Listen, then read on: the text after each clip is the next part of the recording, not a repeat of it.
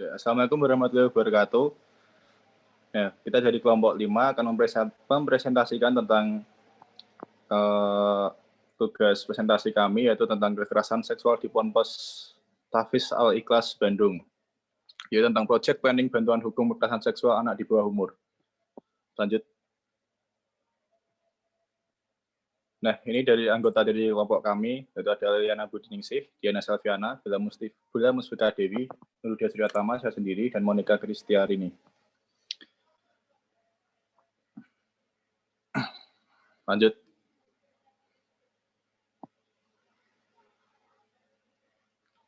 Nah, yang pertama yaitu latar belakang.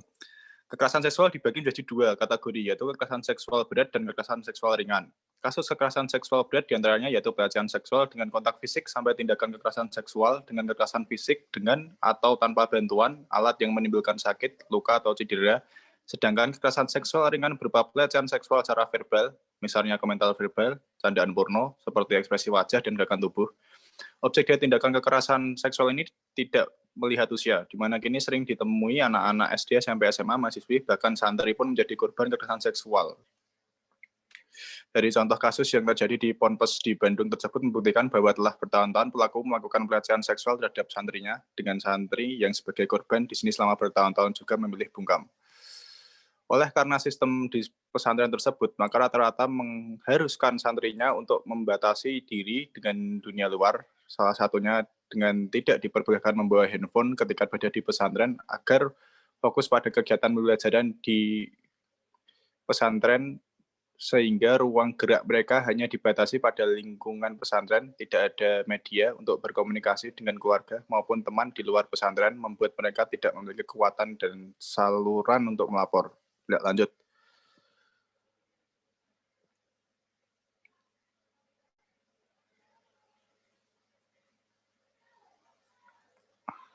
Nah, tidak hanya dikarenakan korban pelecehan seksual ini takut untuk lapor, tetapi terkadang korban juga tidak memiliki biaya atau tidak memiliki pendampingan hukum sehingga tidak berani untuk melaporkan kasus pelecehan seksual tersebut pada pihak yang berwajib. Sehingga kaitannya dengan korban kekerasan seksual melalui lembaga bantuan hukum ini memberikan kemudahan bagi korban untuk mendapatkan pendampingan dalam menghadapi pelaporan hingga persidangan terkait kekerasan seksual. Setiap bantuan hukum yang dapat diberikan dalam membantu korban kekerasan seksual terdiri dari berbagai cara, diantaranya bantuan litigasi dan non-litigasi. Bantuan hukum secara litigasi dapat dilakukan dengan pendampingan advokat terhadap korban pelecehan seksual, dan untuk non-litigasi dapat dilakukan bantuan hukum berupa mediasi, penelitian hukum, dan penyuluhan hukum. Selanjutnya.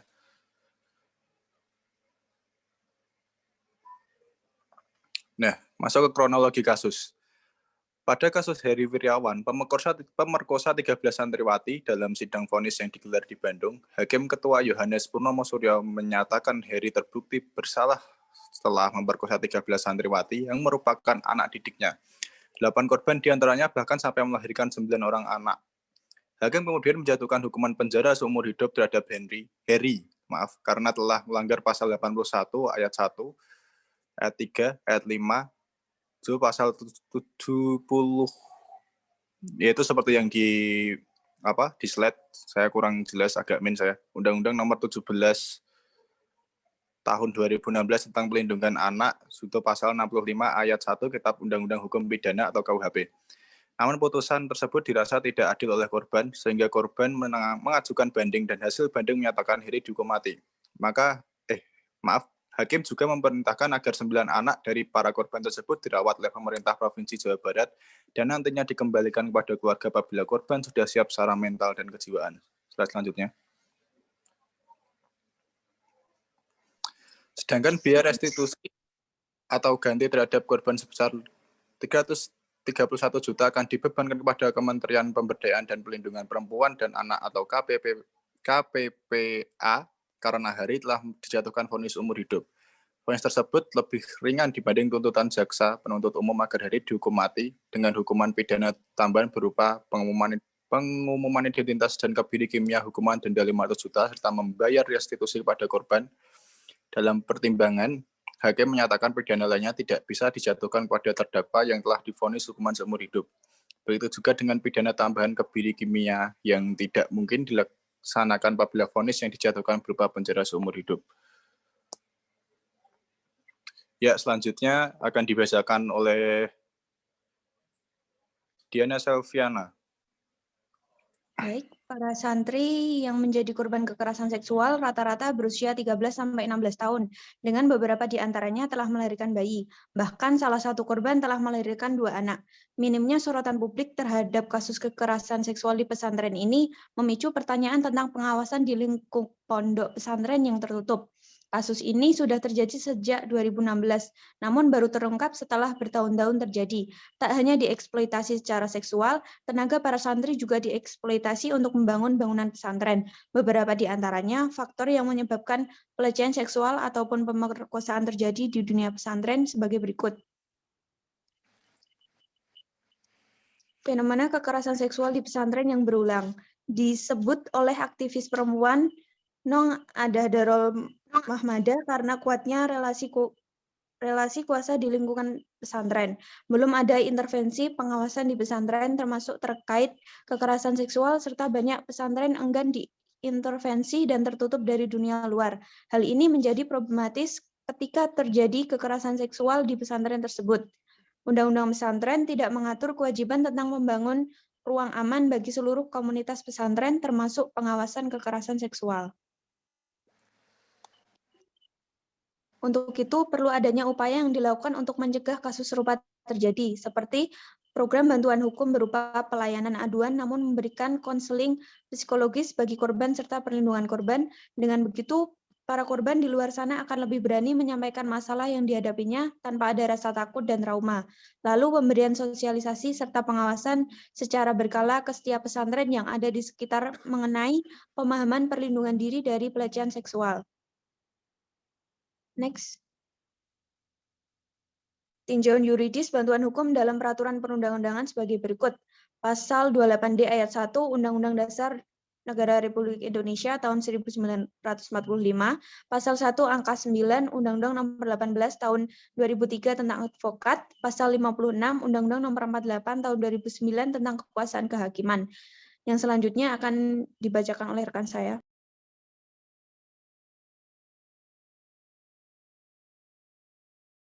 Baik, untuk selanjutnya, undang-undang yang terkait dengan bantuan hukum yaitu Undang-Undang Nomor 16 tahun 2011 tentang bantuan hukum, lalu PP Peraturan Pemerintah Nomor 42 tahun 2013 tentang syarat dan tata cara pemberian bantuan hukum dan penyaluran dana bantuan hukum. Next.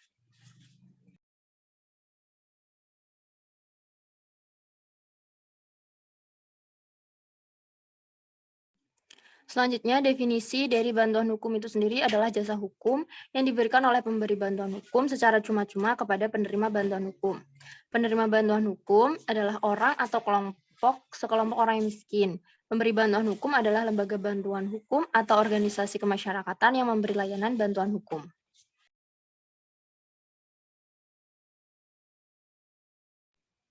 Selanjutnya, terkait dengan ruang lingkup bantuan hukum. Yang pertama ada memberikan nasihat-nasihat dan pelayanan serta penerangan hukum mengenai pihak-pihak, posita, dan duduk perkara. Menjadi pendamping dalam perkara tindak pidana, menjadi kuasa atau wakil dari pencari keadilan, dan untuk bantuan hukum yang diberikan kepada penerima bantuan hukum tersebut, sebagaimana dimaksud pada pasal 4 ayat 1 adalah bantuan hukum yang diberikan kepada masyarakat miskin yang sedang berhadapan dengan hukum. Lalu pada pasal 5 menentukan bahwa penerima bantuan hukum tersebut meliputi setiap orang atau sekelompok orang miskin yang tidak dapat memenuhi hak dasar secara layak dan mandiri. Selanjutnya terkait dengan syarat untuk mendapatkan bantuan hukum. Yang pertama ada mengajukan permohonan secara tertulis, menyerahkan dokumen yang berkenaan dengan perkara, dan yang ketiga adalah melampirkan surat keterangan miskin.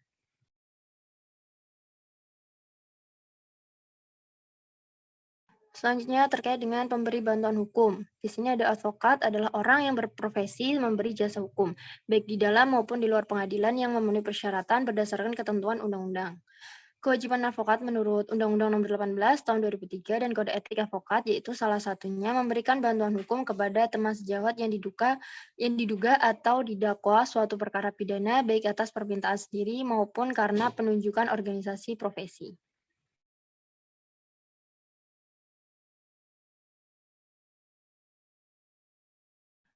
Bantuan hukum dapat diberikan melalui jalur litigasi atau jalur pengadilan.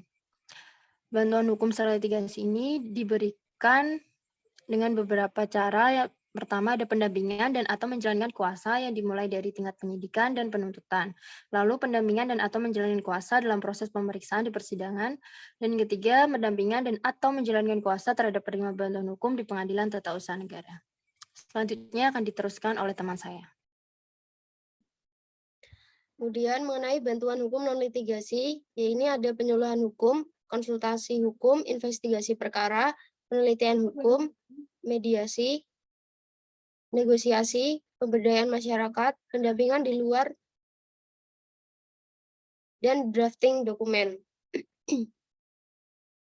Selanjutnya, program bantuan hukum kasus kekerasan seksual di Pondok Pesantren Tahfiz Al-Ikhlas. Korban 13 santriwati, yakni adanya proses penyidikan di mana memberi pendampingan terhadap para korban untuk melakukan visum dan menyiapkan segala sesuatu yang dapat dijadikan alat bukti.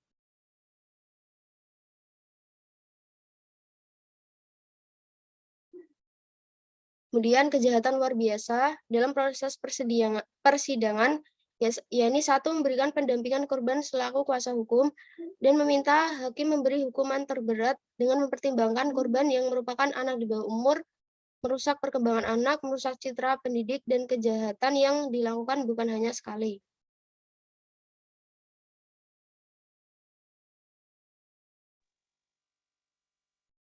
Membuat rancangan tuntutan hukuman maksimal. Selanjutnya akan diteruskan oleh rekan saya. Ya, baik. Akan saya lanjutkan. Hukuman maksimal yang dapat dikenakan dalam kasus tersebut adalah kebiri kimia, penjara seumur hidup, ataupun hukuman mati.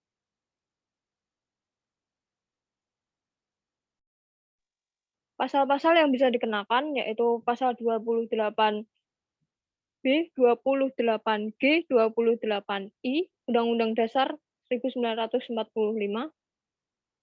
pasal 290 KUHP, pasal 76, 81 ayat 1, ayat 3, ayat 5, Undang-Undang Nomor 17 Tahun 2016 tentang perubahan kedua atas Undang-Undang Nomor 23 Tahun 2002 tentang perlindungan anak. Pasal 56 sampai 63 Undang-Undang Nomor 39 Tahun 1999 tentang HAM.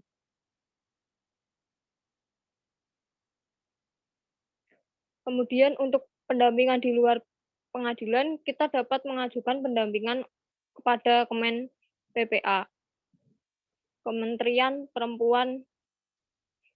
Perlindungan Perempuan dan Anak. Pemulihan psikologi sangat diperlukan, mengingat 9 dari 13 korban sampai melahirkan anak, terlebih melihat korban yang masih di bawah umur.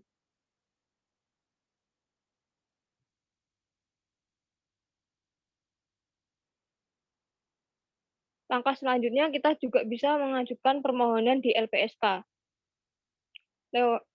Ada 3 jenis bantuan yang dapat kita mintai, yaitu bantuan medis, yaitu bantuan yang diberikan untuk memulihkan kesehatan fisik korban, termasuk saat korban sudah tidak bernyawa, yaitu melakukan pengurusan pemakaman.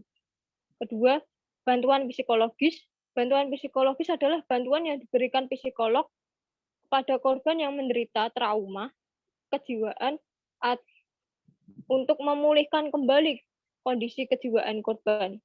Kemudian ada bantuan psikososial. Bantuan psikososial adalah segala bentuk pelayanan dan bantuan psikologis serta sosial yang ditunjukkan untuk membantu, meringankan, melindungi, dan memulihkan kondisi fisik, psikologis, sosial, dan spiritual korban sehingga mampu menjalankan fungsi sosialnya kembali secara wajar, yaitu berupaya meningkatkan kualitas hidup korban dengan melakukan kerjasama terhadap instansi terkait, berwenang memberikan bantuan pemenuhan sandang pangan papan, bantuan memperoleh pekerjaan, ataupun bantuan kelangsungan pendidikan.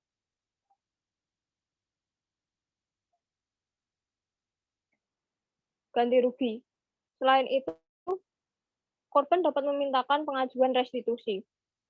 Pengajuan restitusi adalah ganti rugi yang diberikan oleh pelaku kepada korban atau keluarganya atau yang mewakilinya. Dimungkinkan korban mendapatkan ganti rugi atas penderitaan yang timbul didasari pasal 2 ayat 2 Peraturan Pemerintah Nomor 43 Tahun 2017 tentang pelaksanaan restitusi bagi anak yang menjadi korban tindak pidana. Untuk restitusi yang tidak bisa dibayar, dapat dimintakan kompensasi, yaitu berupa ganti rugi yang diberikan oleh negara karena pelaku tidak mampu memberikan ganti rugi sepenuhnya yang menjadi tanggung jawabnya kepada korban ataupun keluarganya.